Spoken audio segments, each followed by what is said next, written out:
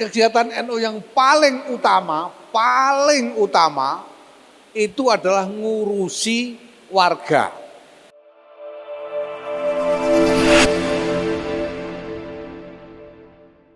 Saya ingin tanya dua hal. Yang pertama terkait dengan jamiah, yaitu saya tanya dua saja. Satu tentang jamiah, yaitu ini kan GKM sedang gencar-gencarnya dan bahkan baru mulai. Nah, untuk tahun 2024 nanti gimana? Apakah karena akan ada pemilu, kemudian nanti apakah pemilu nanti akan terjadi kepemimpinan yang berubah atau gimana, sehingga keberlangsungan GKM yang ke depan seperti apa prediksi terlepas dari pemilu. Lalu yang kedua tentang politik. Tadi tawaran memilih wayang atau memilih dalangnya. Bisa enggak memilih wayang dan dalangnya sekaligus ya, supaya tidak ada kontroversi macam-macam. Matur nuwun. Assalamualaikum warahmatullahi wabarakatuh. Pak Kiai Hasan, monggo Pak Kiai Hasan. Nggih. Tiga nggih, Pak Senawi, monggo Pak Senawi. Nanti Pak Kiai Hasan. Ini nampaknya terpancing semua ini. Ibu, bapak dan saudara sekalian, assalamualaikum warahmatullahi wabarakatuh. Mohon izin kalau tadi disebut dua-dua, kalau saya ada tiga yang ingin saya sampaikan.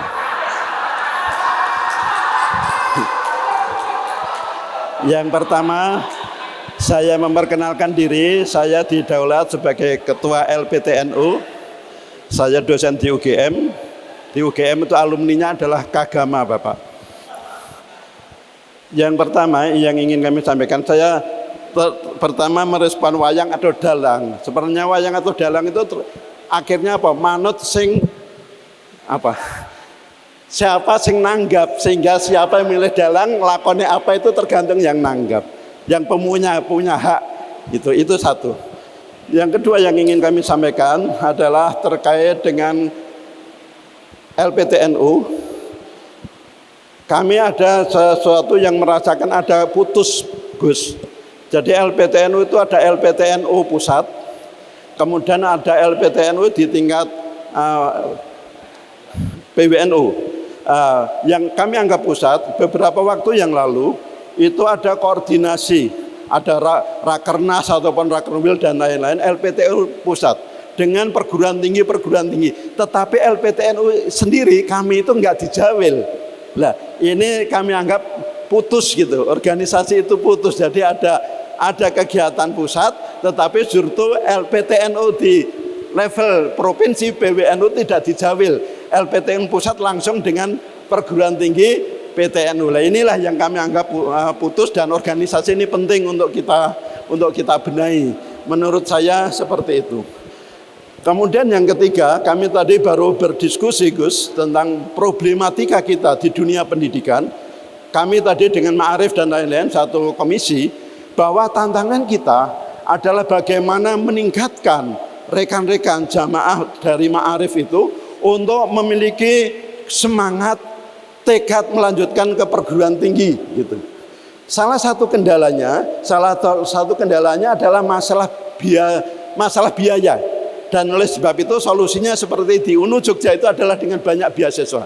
Permasalahannya adalah banyak perguruan tinggi NU kita itu yang berafiliasi dengan Kemenak, dan beasiswa itu sangat terbatas. Lah, ini mumpung ada Gus Ketum, mungkin panjenengan bisa bagaimana ikut gayuh gitu supaya beasiswa yang sebenarnya itu tinggi itu tidak hanya untuk melalui Kemendikbud Dikti, tetapi juga lewat Kemenak itu memiliki beasiswa untuk adik-adik kita, baik itu Ma'arif maupun untuk mahasiswa-mahasiswa NU, sehingga dengan demikian semangat belajar dari Nahdliyin akan semakin banyak. Mungkin 3 poin itu yang ingin kami sampaikan. Terima kasih. Wassalamualaikum warahmatullahi wabarakatuh.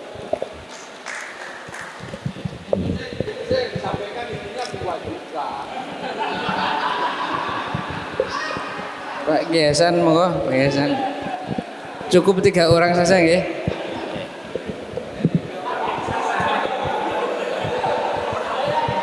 Assalamualaikum warahmatullahi wabarakatuh. Gus Yahya juga Gus Saifullah yang saya hormati, Bapak sekalian, saya juga akan menyampaikan 3 hal. Tapi 3 hal ini betul-betul 2 juga. Gitu. Ya. Yang pertama begini, ada beberapa ide cerdas yang hari ini sedang dilaksanakan oleh PBNU, diantaranya yaitu Halqah Fikih Peradaban dan Gerakan Keluarga Maslahah.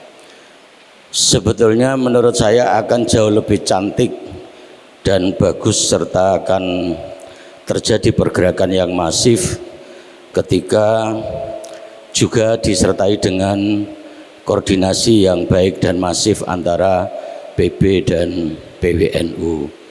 Karena begini, saya merasakan di bawah baik terkait dengan keluarga maslahah, gerakan keluarga maslahah maupun terkait dengan Halqah Fikih Peradaban, kami yang di bawah sebetulnya juga meraba-raba sebetulnya arahnya kemana, targetnya bagaimana.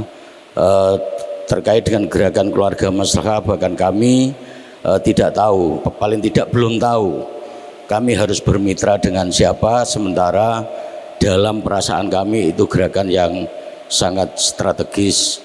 Ketika kita melakukan gerakan keluarga maslahah, artinya kita sedang berproses membentuk negara ini dari awal. Itu yang pertama. 2 tapi 1 itu Gus. Yang kedua yaitu dengan saya dengan sentralisasi lapak. Saya sangat setuju karena justru NU selama ini lebih sering diacak-acak dan menjadi korban di setiap momen-momen politik, sehingga setelah usai pengurus NU selalu mempunyai pekerjaan baru, merukunkan warganya. Tapi kalau sentralisasi buka lapak itu terlalu lama kebijakannya, maka pasti akan muncul lapak-lapak kecil-kecil di bawah. Dan sudah sama-sama kita ketahui bahwa kiai-kiai sangat potensial dan pinter buka lapak di setiap level kita gitu. Oleh karena itu saya mohon agar keputusan tentang lapak itu segera diputuskan, karena di bawah itu ya sudah wis kemutuk-kutuk gitu loh, wis kemutuk-kutuk sampai hampir-hampir hari ini tidak ada yang dipikirkan oleh warga kita di bawah kecuali persoalan pilpres. Untungnya di Jogja itu ada tim ad hoc yang disebut dengan tim pengelolaan politik jamaah, sehingga semua bisa terkomunikasikan, terkonsolidasi dengan baik, paling tidak sampai hari ini. Apapun keputusan PBNU pasti akan dituturi oleh semua warga dan jamaah NU di seluruh Indonesia, terutama Yogyakarta. Namung menika ingkang kula aturaken senajan wujudipun 3 tapi estu namung kalih. Assalamualaikum warahmatullahi wabarakatuh. Terima kasih. Nek sing cocok ngono kuwi. Ya, monggo Pak Ketum. Iya memang benar. Ini yang nanya 3 orang, tapi pertanyaannya ya memang cuma 2 itu. Jadi ya betul itu tadi, wayang atau dalang itu yang pesen lakon itu kan jangan nanggap. Yang pesen lakon itu jangan nanggap. Pesennya itu sama dalangnya apa sama wayangnya? Apa sampai yang jagongan sama Semar gitu. Pesen lakon Semar bangun kayangan gitu. Masa jalan sendiri Semarnya kan, ya tergantung dalangnya. Nah, karena kita ingin kita yang nanggap gitu. Kalau memang kita mau jadi perusahaan tadi, jadi pemain strategis. Kalau jadi pemain strategis ya kita jadi yang nanggap. Kalau cuma jadi pasar ya jadi penonton. Ya, jadi penonton. Itu kalau kita terima jadi pasar nonton wayang. Kalau kita yang nanggap ya kita urusannya sama dalang. Kalau memang itu pilihannya gitu loh. Ya. Nah, kemudian ini Pak soal GKMNU dan lain-lain ya. Ini kan ada hal-hal mendasar yang sekarang sedang kita create di berbagai segi pengelolaan organisasi. Soal perguruan tinggi NU itu misalnya Pak, kita ini sedang ingin membangun sistem perguruan tinggi nasional NU gitu loh. Jadi kita tuh gimana ya, kita enggak mau perguruan tinggi ini diurus secara parsial dari satu unit ke unit yang lain, satu daerah ke daerah yang lain tanpa tersambung satu sama lain, itu kita enggak mau. Kita sedang mau membangun sistem nasional. Ini memang bukan pekerjaan gampang. Ya, saya sejak awal saya ingin ini yang dilakukan, itu sebabnya saya tunjuk Pak Ainun Naim yang mantan sekjen Kemendikbud itu untuk jadi ketua LPTNU. Dan saya tolong bikinkan desain sistem nasional perguruan tinggi NU. Sekarang mereka sudah buat desain tata laksananya, mekanisme dan lain sebagainya sudah mereka buat. Kemudian agenda-agenda strategisnya juga sudah mereka buat, yang nanti tentu akan di-share kepada teman-teman di tingkat PW maupun PC. Ya. Karena logikanya selama ini itu masih belum ada Pak. Sampean punya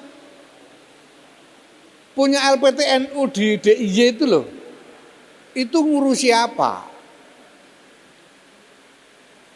Hubungannya dengan LPTNU di Jawa Tengah itu bagaimana? Hubungannya dengan LPTNU DPB gimana? Ini kemarin kan nggak ada loh, nalarnya itu belum ada. Maka kita bangun dulu desain nalarnya supaya nyambung semua. Ini agenda besar sekali dari PBNU, termasuk madrasah. Madrasah-madrasah yang jumlahnya sampai 26.000 itu. Yang paling susah itu pesantren. Pesantren ini saya kasih order yang enggak sulit-sulit lah. Saya suruh menyebarkan sanad Bukhari Muslim dan musalsal bil awaliyah dari Hadratus Syekh Kiai Hasyim Asy'ari, gitu aja ini RMI itu. Karena udah terlalu repot nanti urusan sama Mbah Masengut dengan urusan sama kiai yang lain itu udah mumet sendiri kita. Mau maksa takut kualat sementara memang kita belum kalau untuk pesantren. Tapi untuk perguruan tinggi dan sekolah sekarang kita bangun betul desainnya. Nah, termasuk dalam agenda besar ini GKMNU. GKMNU ini Pak, itu maksudnya supaya ini menjadi pola. Jadi pola kegiatan NU. Kegiatan NU yang paling utama itu adalah ngurusi warga. Ngurusi warga itu wadah yang paling strategis adalah keluarga, karena semua urusan bisa masuk di keluarga. Gitu. Nah, makanya saya bilang kalau selama ini ada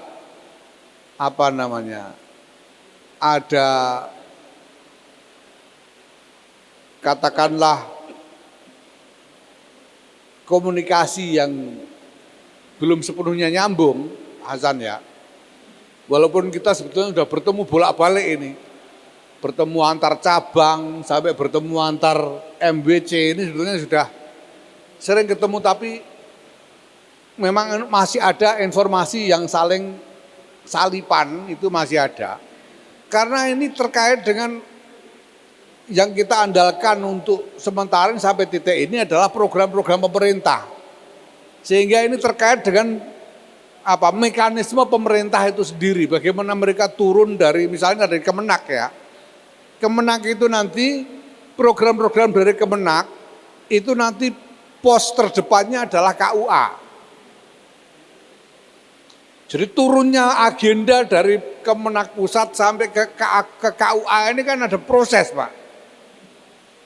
Yang proses ini ya kita harus gimana caranya NU secara organisatoris juga mengikuti irama proses dari birokrasi pemerintah ini. Ya begitu juga dari kementerian-kementerian yang lain. Lah, ini kita lakukan untuk memicu bergulirnya gerakan keluarga maslahat NU ini, Pak. Supaya segera bergulir. Makanya kita ambil dulu program pemerintah yang menjadi andalan pada titik ini. Karena kita mau picu pergulirannya dulu supaya bergulir dulu. Pakai program pemerintah ini. Nah kalau ini sudah jalan nanti ada pola. Nah kalau sudah ada pola jenengan bisa kembangkan sendiri. Nah kedepannya bagaimana? Kalau pemerintahan berganti bagaimana? Tidak masalah, kita punya waktu sampai sekurang-kurangnya Oktober 2024 untuk menjadikan ini jalan betul, bergulir betul. Sesudah itu Pak, yang namanya sumber daya untuk agenda-agenda itu luas sekali, bukan cuma pemerintah. Bukan cuma pemerintah. Di luar sana itu ada lembaga-lembaga filantropi misalnya, ya, yang kapasitasnya besar sekali, bahkan lebih besar dari pemerintah, itu banyak. Yang kita bisa mengakses. Sementara kita sendiri ini sebetulnya juga punya modal dasar yang kalau dimonetisasi, ini bisa menjadi modal yang tidak ternilai harganya, yang besar sekali. Jadi sekali lagi kalau sekarang ini kita pakai program pemerintah, kebutuhannya adalah untuk segera menggulirkan agenda GKMNU ini supaya kegiatan-kegiatannya segera berjalan. Dan saya sudah sampaikan berkali-kali PBNU mohon maaf karena terhitung telat sebetulnya. Gara-gara kita kemarin sibuk dengan 1 abad sehingga ini GKMNU ini sebetulnya telat, ada delay startnya itu sampai kira-kira 5-6 bulan. Harusnya itu sudah mulai sejak Maret, April, tapi kita baru bisa mulai Agustus. Ada delay karena kemarin energi kita habis untuk rangkaian 1 abad itu. Nah tapi intinya begitu. Jadi bagaimana kalau ini pemerintahan berganti? Tidak masalah. Kalau sekarang kita berhasil menggulirkan kegiatan-kegiatan sedemikian rupa sehingga menjadi pola di tingkat desa. Dan jenengan nanti tinggal ngisi.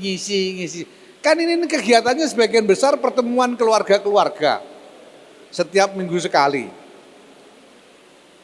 Ya, sementara ini diisi program pemerintah soal bimbingan keuangan keluarga, soal bimbingan parenting, soal bimbingan pendidikan dan lain-lain. Nanti kan ini akan melembaga, setiap minggu mereka kumpul. Jadi kan bisa isi apa saja, dengan program apa saja, bisa. Nah sekarang ini misalnya untuk ngisi untuk narasumber yang memberikan materi di dalam pertemuan-pertemuan itu kita masih mengandalkan narasumber dari pemerintah. Dari Kemenak misalnya penyuluh-penyuluh agama. Nanti dari Kemensos juga petugas-petugas itu dari Kemensos dan lain-lain. Yang mereka dibayar oleh pemerintah, ada anggaran pemerintahnya, ada SPJ-nya dan lain-lain dari pemerintah. Tapi kalau jenengan punya inisiatif sendiri untuk memberikan satu paket materi sendiri dalam gerakan keluarga maslahat itu dengan narasumber dari teman-teman NU sendiri, ya harusnya kan ya banyak yang mau pokoknya datang dengan niat khidmah walaupun misalnya ya paling enggak cuma diganti transportnya saja misalnya gitu kan bisa aja kalau memang jenengan punya agenda yang kuat untuk soal ini gitu. Nah makanya tadi saya minta silakan dipikirkan sejak sekarang. Jenengan bisa mau ngisi agenda apa untuk agenda lokal yang jenengan kembangkan sendiri di daerah masing-masing. Oke. Nah ini monggo. Nah sekarang yang dikeluhkan Pak Hasan tadi ada selip-selip informasi itu gara-gara ya ini pemerintah, ini struktur pemerintah, struktur NU. Sementara karena program pemerintah semua sumber dayanya dari pemerintah dengan standar pertanggungjawaban pemerintah, dengan mekanisme pemerintah dan lain sebagainya. Gitu. Nah, sehingga ada selip-selip informasi dengan struktur kita. Ya, saya terima laporan itu juga dari Satgas dan ini terus kita mitigasi supaya segera kita bisa atasi masalah-masalah ini. Gitu. Tapi yang jelas saya ingin tekankan kembali bahwa GKMNU ini penanggung jawabnya adalah struktur NU, bukan Satgas. Oke. Sekali lagi penanggung jawab GKMNU ini bukan Satgas loh. Satgas itu bukan penanggung jawab GKMNU. Penanggung jawabnya tetap struktur NU di pusat ya PBNU, di wilayah ya PW, di cabang PC, MBC, ranting. Satgas itu apa? Satgas ini pelaksana lapangan. Gitu loh. Makanya tulang punggungnya adalah Banom-Banom karena dia pelaksana lapangan. Penanggung jawabnya adalah struktur NU. Okay? Dan jenengan saya kira bisa memahami ini pekerjaan yang belum pernah dilakukan sebelumnya sama sekali. Dan sekarang ini kita harus kerjakan ini misalnya yang sudah siap betul 100% di 3 provinsi, Jawa Timur, Jawa Tengah, DIY, yang di situ meliputi 17.000 desa. Kita sudah punya satgasnya semua, 17.000 desa. Ini enggak bayan-bayan loh ini. 17.000 desa, setiap desa 7 orang. Itu sudah sekitar 100.000 orang kita kelola Satgas itu. Dengan kegiatan yang kita arahkan supaya menjadi kegiatan mingguan. Memang tidak mudah karena kita belum pernah melakukan ini sebelumnya. Tapi dengan memanfaatkan momentum, dengan memanfaatkan semua yang ada di dalam lingkungan kita ini, kita ingin dorong ini supaya jalan. Ya kalau enggak, ya kita akan kehabisan waktu. Kalau ini tidak segera jalan. Makanya kita paksa jalan dulu.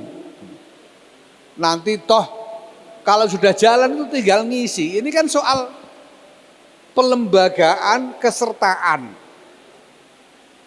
Gimana keluarga-keluarga ini terbiasa untuk ikut dalam kegiatan-kegiatan NU setiap minggunya itu aja. Kalau mereka sudah terbiasa, jadi kan tinggal ngisi, mau diisi apa aja. Nah sekarang NU mungkin enggak punya bayangan. Tapi sebetulnya dulu pernah terjadi di lingkungan muslimat pada tahun 80-an, 90-an. Nah sekarang kita nggak punya gambaran karena muslimat-muslimat yang aktif di tahun-tahun itu sekarang sudah pensiun semua. Dan sudah lebih 20 tahun ini mati model kegiatan ini. Dulu itu ada posyandu yang pengelolanya adalah muslimat. Makanya muslimat jadi kuat sampai sekarang ibu-ibu itu pokoknya paling sregep rutinan sampai sekarang muslimat gara-gara itu. Karena terpola mereka. Kegiatannya sehari-hari itu terpola. Sehingga diajak kumpul itu gampang mau karena terpola. Nah, ini yang kita inginkan tercipta dalam skala yang lebih luas.